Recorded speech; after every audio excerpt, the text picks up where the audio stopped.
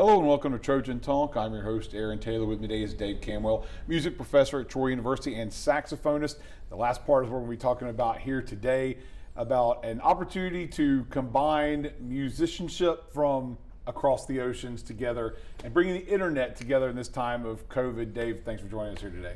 Pleasure to be here. Thank you. And we're talking about a series of videos that you've produced, the most recent one coming out here soon, that connects you with artists playing a piece together, but you're not in the same room. Exactly. How did this all happen? Exactly, and this came about really from COVID times. Obviously, no surprise to anybody. A lot of performances, live music became more challenging, if not impossible. So the question is, how do we keep producing things that are of interest to us and hopefully inspire our students? And so I became really quite interested in this remote recording. In both on the audio and the video side, and it always, the music comes down to who do you want to play with, and of course what pieces do you want to play, but you want to have a good time doing it if you're going to work hard at it. And so I thought carefully about what pieces I liked and thought would happen, and through social media networks, frankly, I met some of the people that we've been working with, particularly a Czech celebrity saxophonist, Katerina Pavlikova, who is from the Czech Republic, lives in a beautiful town called Volory in South Bohemia, which is a couple hours away from Prague. They have beautiful mountains and solar panels and all sorts of things. It's a very cool place, but she's a great saxophonist and is very willing to do some of these remote recordings, and we're now on our fourth one, and it's been quite successful so far. As a matter of fact, I want to see if we can bring it up. We'll see an example of what we're talking about here, because you've got all the recordings, and then you produce music video like this to kind of show all that, and you can see all the different locations, 4 different artists, 4 different locations. So kind of talking about, getting them all together and working together to work on one piece, especially not being in the same room together. So exactly. I mean, it looks like we're all playing together, and in a way we are, and that is, certainly intentional. But the way the process basically works, that we have an idea of a piece, and then do we have it in this format? The answer is always no. So I make a version. I arrange the music that is effective and works for our instrumentation here. And then we have a discussion about what tempos we want to do various parts at, and what other musical considerations there are.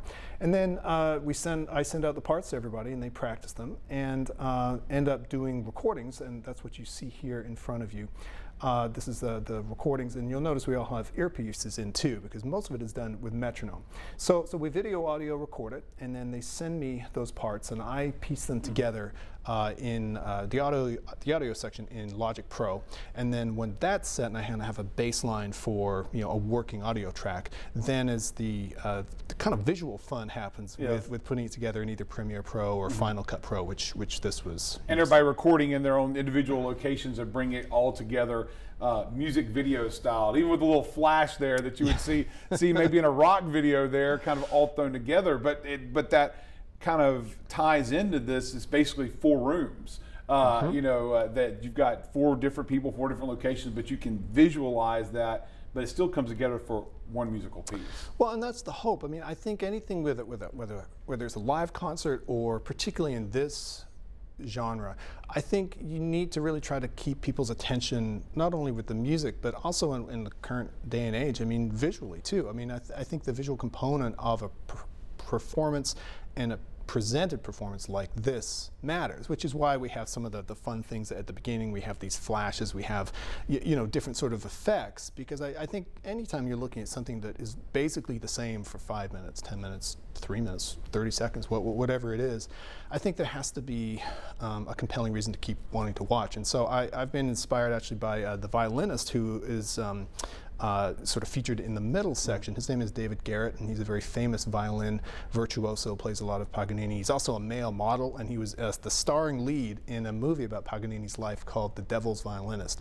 And so I was able to get some of those images and craft them and work them a little bit. So nothing in the video, I hope, is old-fashioned or stodgy or looks like it's from the 19th century, which is really where this music comes from. But it comes to accessibility, and also the pieces as well. You've chosen some pieces that would be accessible to an audience that may not necessarily be classical music enthusiasts.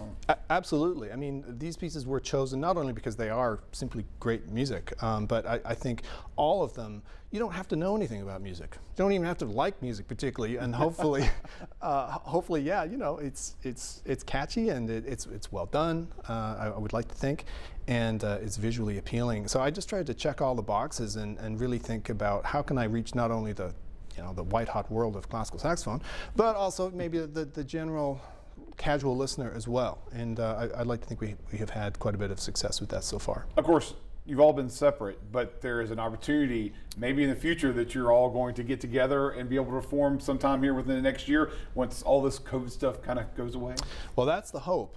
Every 2 years there's a national conference for saxophone types like myself, and in March 2022, it hasn't been officially announced, but it's usually in the spring, there will be one of these giant conferences again, actually in Stillwater, Oklahoma, at the university, well, one of the Oklahoma universities there.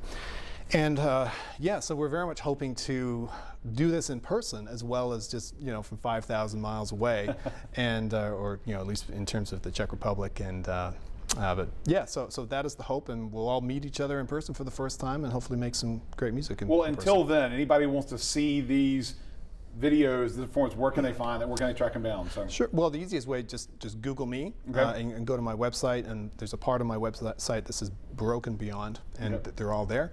You can also just search Dave Camwell on YouTube, and they're not hard to find. They'll They're be right there. All right, well, Dave, thanks for joining us here today, and good luck with more videos in the future and that future performance of everybody together. Thanks for joining us here today. Thanks so much. Thank you for joining us on today's edition of Trojan Talk.